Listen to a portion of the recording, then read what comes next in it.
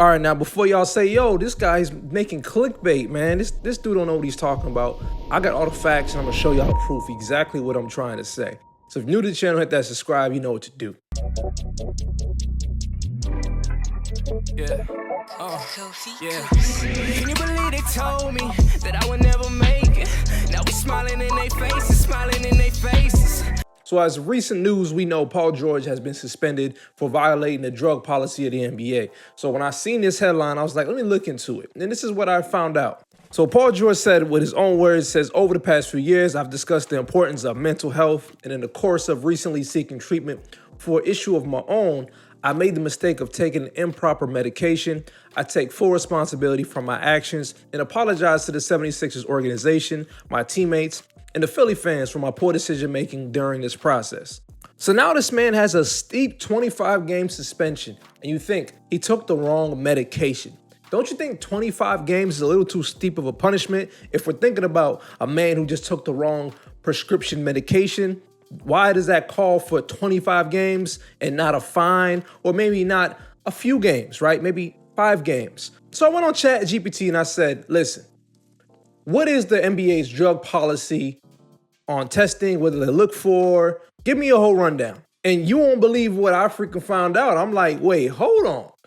This makes more sense with what I read versus looks like almost what it seems like a cover-up. So let me get into what ChatGPT had to say. So when I look for what the NBA tests for, of course, the first thing said performance-enhancing drugs, so PEDs, right? Anabolic steroids, testosterone, HGH, EPO, you know, those things. Okay, we understand that, obviously. Number 2, it said recreational drugs, like drugs of abusing drugs, like cocaine, LSD, heroin, things of that nature.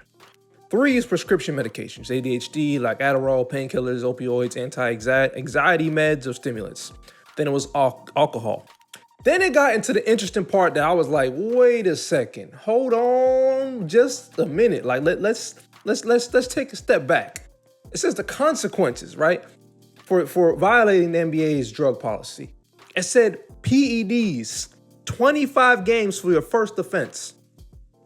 Hold on. Wait, hold on. How many games was Paul George suspended for again? 25 games. Interesting. I'm not being conspiracy theorist here. I'm just pointing out the facts. It says right here, the consequences simplified. PEDs, 25 games, first offense. What is this a first offense of? Paul George violating the anti-drug policy of the NBA. How many games did the man get? 25 games. So publicly, it's saying they're shaping it as he took the wrong medication. But looking at how the NBA has been unfolding with the gambling things, with the NBA All-Star Weekend looking like crap, all the negative press, we got Charles Barkley and the guys always criticizing the league because the league needs to be improved. And then we have a guy who was much more of a bigger star in his previous, roles with different teams. Now, this man gets suspended, and we can't have a drug problem or a PED problem in the NBA, on top of a gambling problem with the NBA, on top of a failing product, on top of a failing All-Star Weekend, on top of the NFL coming in and taking over Christmas Day. Nah, we can't have that. So what we're going to do is we're going to say this man was taking the wrong prescription medication. But the facts are in the pudding. It says here 25 games if you are using PEDs as your first offense. I mean, you can't argue about what chat is saying. So that's all I really wanted to share with you guys. Is there more to this story? Is this just a coincidence that he get 25 games?